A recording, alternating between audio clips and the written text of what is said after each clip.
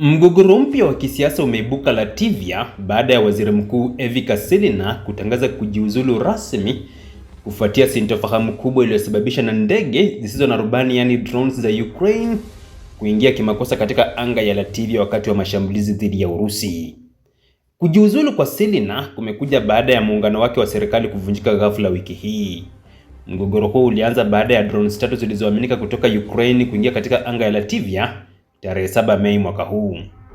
Drones hizo zilikuwa zikielekea nchini Urusi, lakini ziliripotiwa kupoteza mwelekeo baada ya mifumo yao ya mawasiliano kuvurugika kwa njia za kijeshi. Drone moja ilianguka mashariki mwa Latvia, huku nyingine ikigonga ghala tupu la kuhifadhi bidhaa za mafuta karibu na mji wa Rēzekne. Drone ya tatu iliingia na kutoka katika anga ya Latvia bila kusababisha madhara. Ingawa hakuna mtu aliyekufa au kujeruhiwa, wananchi walikasirishwa na kile walichokiita mwitikio dhaifu wa serikali pamoja na kuchelewa kwa tahadhari za usalama. Wananchi wa eneo la Rēzekne walilalamika kuwa mfumo wa tahadhari za simu haukuwashwa hadi saa moja baada ya drones kuanguka karibu na makazi yao. Tukio hilo lilizua hofu kubwa katika taifa hilo la Baltic ambalo tayari lina wasiwasi mkubwa kuhusu usalama wake kutokana na vita vya Ukraine.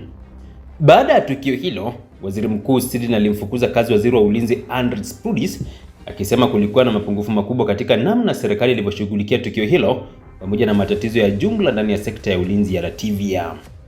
Hata hivyo, hatua hiyo ilisababisha chama cha Progressives ambacho Prudis anatoka kujiondoa kwenye muungano wa serikali. Hatua hiyo iliangusha serikali miezi michache kabla ya uchaguzi mkuu uliopangwa kufanyika Oktoba mwaka huu.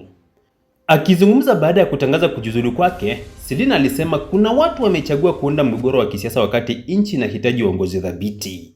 Hata hivyo, alisisitiza kuwa hataondoka kabisa katika siasa za Latvia.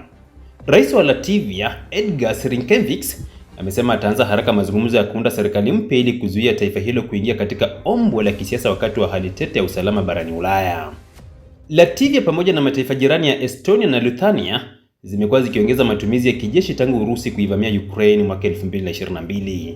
Serikali ya Latvia imeongeza bajeti ya ulinzi hadi 5% ya pato la taifa na kurejesha huduma ya lazima ya kijeshi kwa wananchi wake.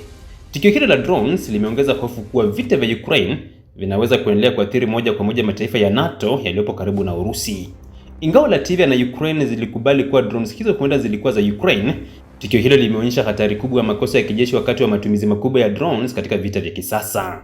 Wachambuzi wa siasa za Ulaya wanaamini kuwa kujiuzulu kwa Kačina ni ishara ya namna vita vya Ukraine vinavyoendelea kubadilisha siasa za ndani za Ulaya, hasa katika mataifa madogo yanayohofia kuhusika moja kwa moja katika mgogoro huo mkubwa kati ya Urusi na Magharibi.